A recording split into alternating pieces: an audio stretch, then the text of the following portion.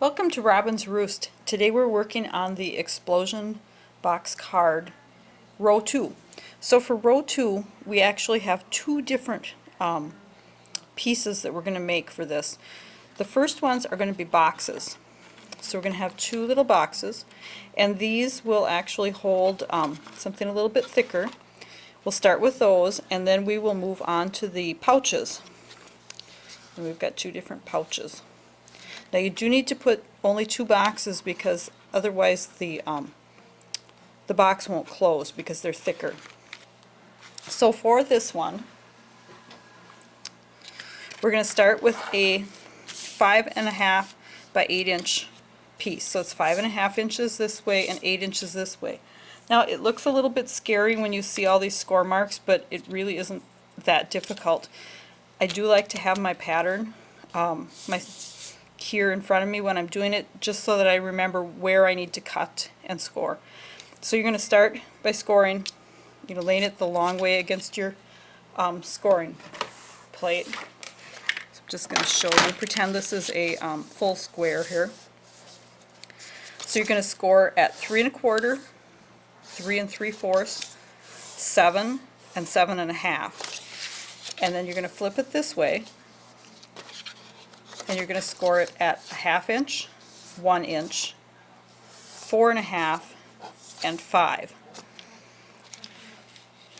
And then if you can visualize this, you're going to cut off this total piece here, make your little notch here. So you're cutting off this, notch it, notch it, notch it, cut this, remove it, remove this corner, remove this corner down here, notch. This whole piece is going to be cut off.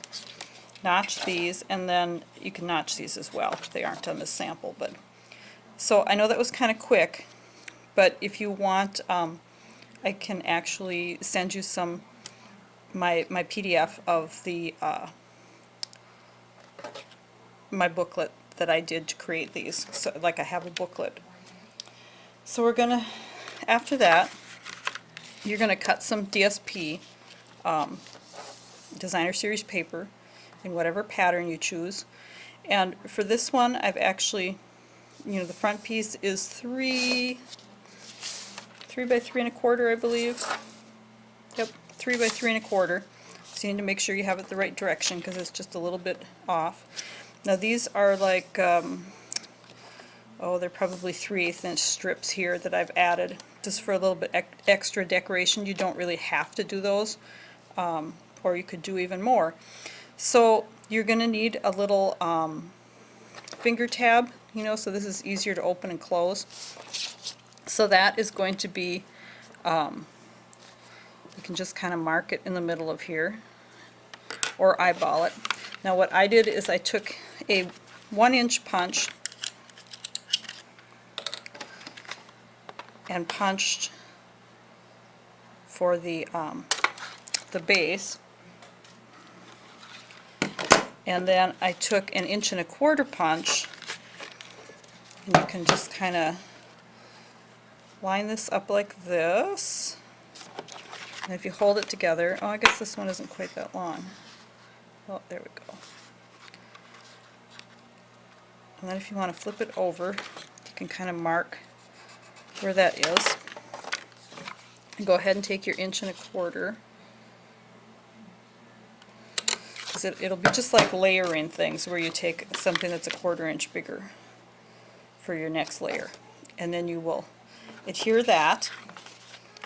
Now I've got one that's all glued up here, so I'm going to show you what you're going to do. Is it's going to wrap around like this. Make sure you fold all your score lines, so that's going to get adhered here.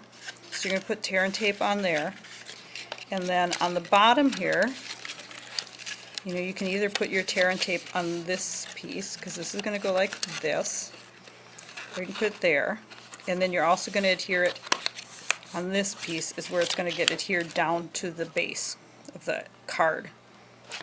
So that is your row 2 boxes. Now they would be great for some little candy. Ghirardelli squares come to my mind right away. Or some baseball cards maybe. So that's our boxes. Okay, so now we're going to move on to row 2 pouches.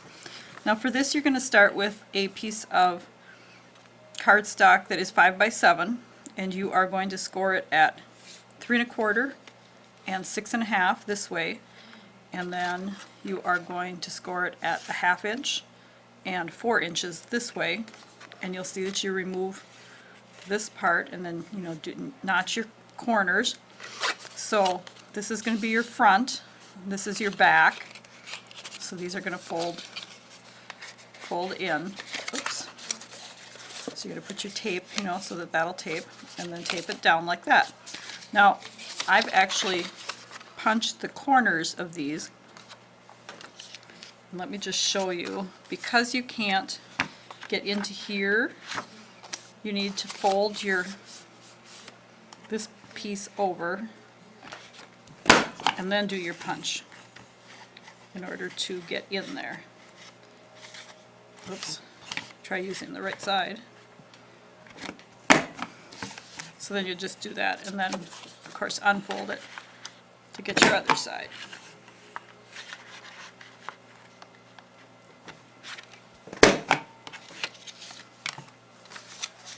Now I've chosen some animals and some kind of fall paper to decorate my pouches with.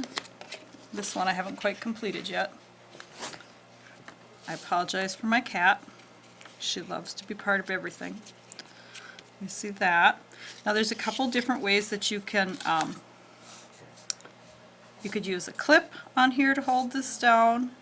On my Halloween one, I'll show you what we did on these. So for this one, they actually used a Velcro dot to hold that one down.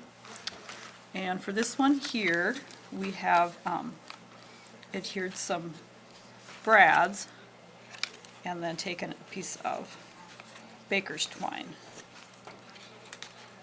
And that's how that one is adhered. Now when you are adhering these to your base, you have your tape strip on here, and then I like to stand up, and I'm not sure how well you're going to be able to see this, but you're going to put this right on the fold and center it. So you want it as close to the fold as you can get, and burnish it really well. And for these guys, you're going to just do the same on the other two sides. So you're going to put these two opposite and these two opposite of each other. And that will complete your second row.